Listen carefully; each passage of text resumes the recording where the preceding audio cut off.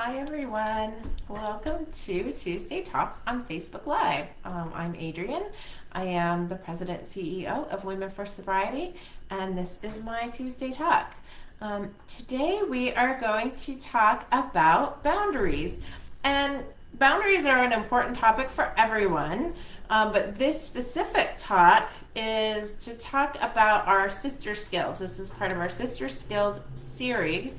And so today my main focus is going to be on maintaining boundaries within WFS and within your 4C sisters that you interact with.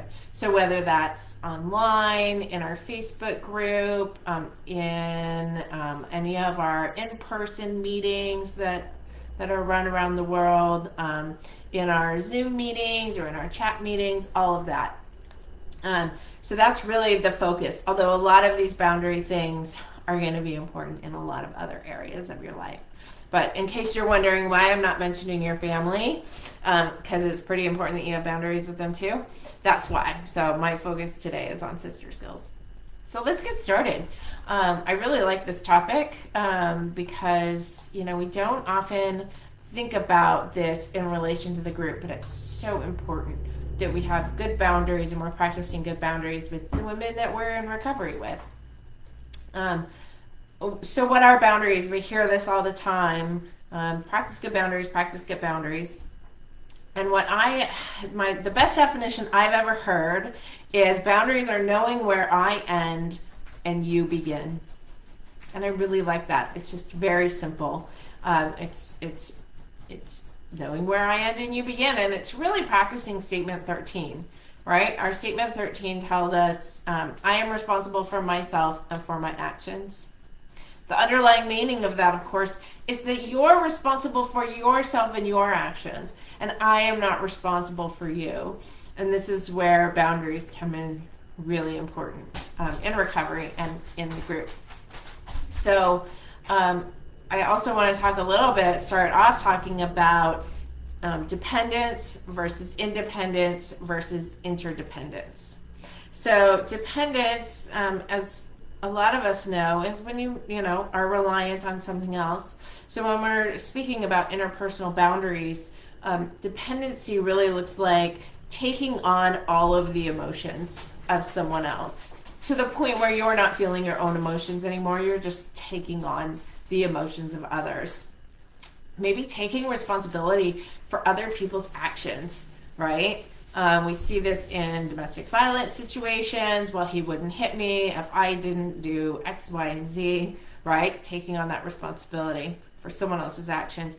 Or blaming your own actions on someone else, right? I wouldn't drink if my wife would just stop bugging me, right? So that's a dependent action, right? So I'm blaming my actions on someone else. Rescuing can be a real kind of dependency action. So if I'm seeing someone else and they're experiencing an uncomfortable emotion and I rush in to fix that emotion or stop that emotion, I'm really kind of taking responsibility for their emotions again. And advice giving can sometimes be in the realm of a dependency thing, right? I feel this compulsion to solve your problems for you. So that can be dependence, right? So dependence is my actions and my thoughts and my feelings are really dependent on the people around me. Independence is kind of the opposite, right? And here in the United States of America, we really value independence, right? It's built into the core of who we are. And so we really value self-sufficiency and being kind of a rock, right? Like I'm responsible for myself and my actions and that's it. And really kind of stoic really in a lot of things. But someone who's got kind of too much independence might never be affected by the emotions of others. Might be perceived as kind of cruel, right? Because they say something and they're like, hey, well, you're responsible for yourself and I'm responsible for myself, so I can say whatever I want to you and your reaction is your problem. that person might have a little bit of an overblown sense of independence. And the truth is, nobody is completely independent. I guess if you were a hermit living in the woods, but you would still be pretty reliant on, the plants and animals around you, I'm sure. So complete independence is a bit of a farce, and it really can really cut us off from connecting with others. So that's dependence and independence, and neither one are too much reliance on either one of those is kind of unhealthy. So the balance then would be interdependence. So I rely on you, you rely on me, and at our cores, we also rely on ourselves. And it's kind of a new concept that maybe not everyone has heard of. So, we can still be empathetic towards others and compassionate towards others. And, if someone's telling a really sad story, it might be okay to feel a little bit sad when you hear that. But it's not to the dependence point where you're feeling completely overwhelmed and shut down because you've taken on all of the emotions of the other person, right? So we can be empathetic. We can see how our reactions or how our actions are related to other people when we have good interdependence. So I can see, let's bring this back into the group environment. So I can see that if I come to the group and I disclose a relapse, that's okay, right? We want to do that, but I'm also going to acknowledge that might impact others, and that might make them feel unsure about their own sobriety or make them uncomfortable, right? So if I have good interdependence, I can acknowledge hey, I'm going to talk about a relapse and it was really scary and I need to talk about it. And I want to have empathy for anyone in the room who that feels triggering for, right? So interdependence is everyone can kind of not feed off of each other, but have compassion for each other, share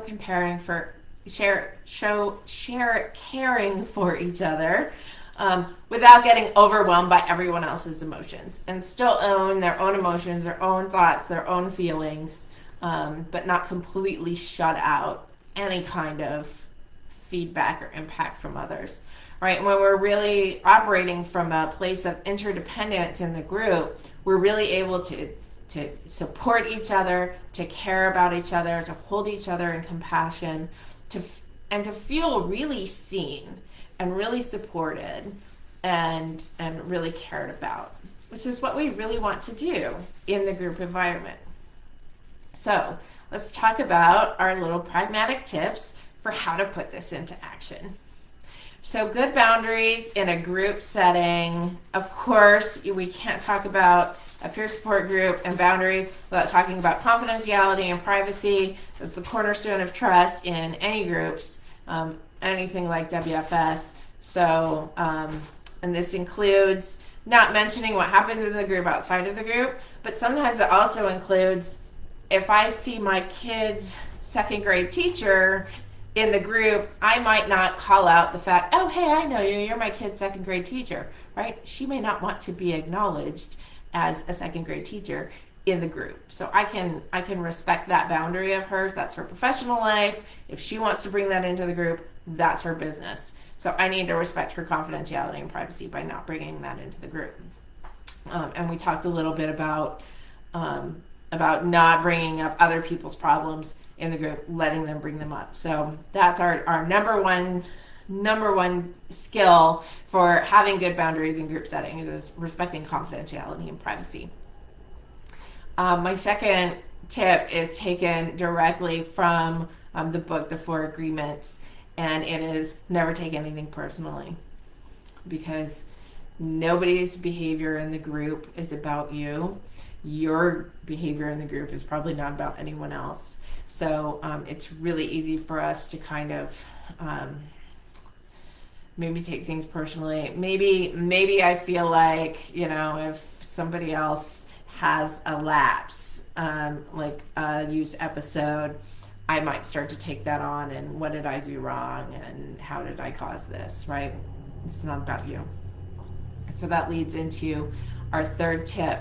So you're going to take responsibility for your own personal emotions. So when someone else shares, you're going to, and you get a reaction, right? It's a really good opportunity to kind of reflect. Okay, why am I having this strong emotion? Is what this woman is saying so wrong? Say someone says they're working on moderating. You may know from experience that moderating drinking or moderating drug use is just not possible for you. And you may feel yourself getting really angry. Why is this woman talking about moderating in this group? This is a Women for Sobriety group, not a Women for Moderation group. So take a moment. Like, what is that? Why does that feel so supercharged for you? And it's a great opportunity to reflect on, oh yeah, because I remember when I did that and it didn't go so well, right? Maybe it's touching on an old wound there. And maybe that's a cue for you that you need to do some healing around that. So having these strong reactions to something that someone else is sharing is actually really good information about where our work still needs to be done.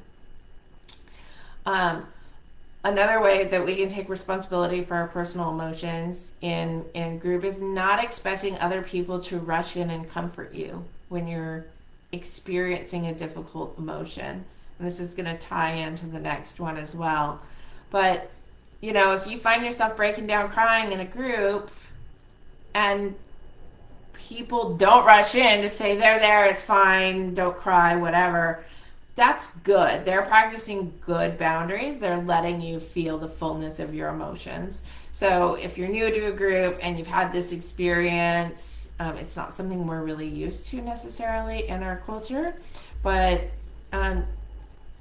accepting when people just allow you to experience your difficult emotions. So that leads into our next tip, which is not taking responsibility for other people's emotions, right? So we still want to be compassionate, right? So let's use the example. Someone's very upset. They're talking about a very upsetting situation in their personal life. They're crying, the snot's flying, they're really breaking through something about the topic has triggered something, I don't know. We can still practice compassion. We can still practice empathy. We can maybe slide the box of tissues over to them and allow them to feel and express those difficult emotions. We can wait till they really get out whatever they need to get out and provide empathy and understanding without jumping in, stopping them. No, don't cry. Never say that in a sport group, right? We want people to feel those emotions. And especially when we're in a recovery group, we need to feel bad about our substance use sometimes. That's part of what motivates us to get into recovery. So when someone's coming to a group and they're very upset, say about a relapse, we don't want to jump in and say, no, don't feel bad, everything's okay, you're going to be fine, right? Maybe they need to experience some of that, this is hard, I wish I hadn't done that, right? That could be a part of their recovery. So this doesn't mean we just let them blubber on and then go, okay, well, now, how about you, Susie? Right? But let them express those emotions, let them get through that, and then maybe provide some encouragement afterwards, after they have a chance to really process through their emotions. And not try to change their emotions necessarily, but to just express empathy and understanding, right? So allowing them to take responsibility for their own emotions and to feel them fully. Our next boundaries tip is to always take responsibility for your own actions within the group. So following the group agreements, even if others don't. So, we have some basic rules in WFS, we don't give advice. We try not to eat or drink stuff during meetings so we can pay full attention. We try not to do other things like crochet or or cook or whatever. Now that we're on Zoom, people do all kinds of things during meetings, and we try to just pay attention. So even if other people are doing these things or swearing or whatever, you can still take responsibility for your own actions. And this goes too for our, our online forum.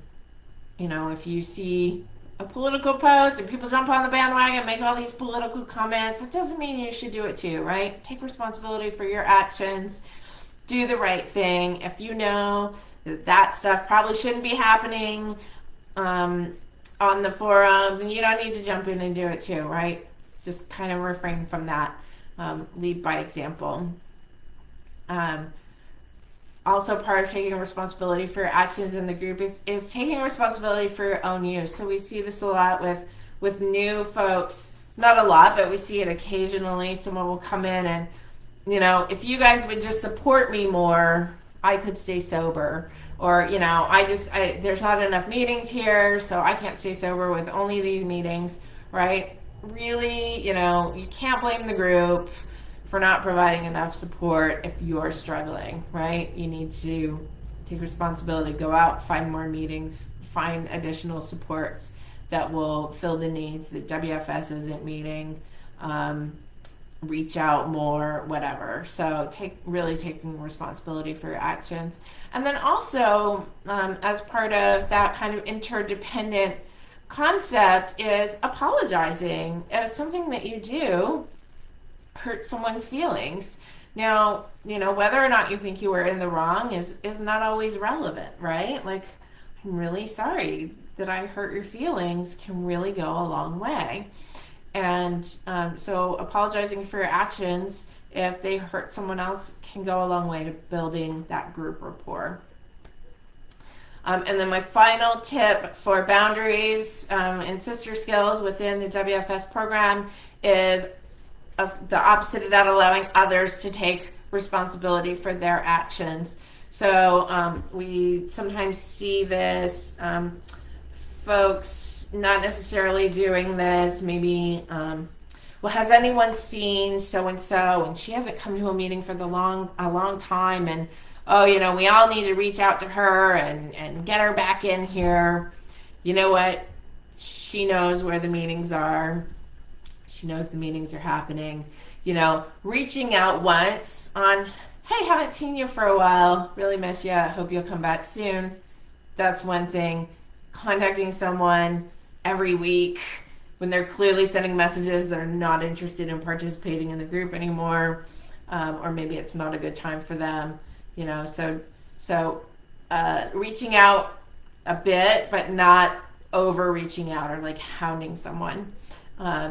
And also allowing people to take responsibilities for their actions. I know we just had a session on this, but advice giving and problem solving. We don't want to be telling women what to do. That's not allowing them to take responsibility for their actions. So those are some of my tips. Again, we want to be empathic. We want to be supportive. We want to be inclusive and acknowledge the effects that our behavior might have on others in the group, right? And try to be as supportive as possible. And we also want to really take responsibility for our own selves, what we're bringing to the room, and our own emotions. So those are some of my ideas on how we can keep healthy boundaries within these WFS group settings. And I hope you heard something that was somewhat useful for you today. And I look forward to seeing you in 2 weeks, where I will be doing a continuation of our Handling the Holidays series, and we'll be talking about family fun, whether family time during the holidays is fun for you or not. I think you might hear something good. So thanks so much for joining me, and I will see you in 2 weeks. Bye-bye.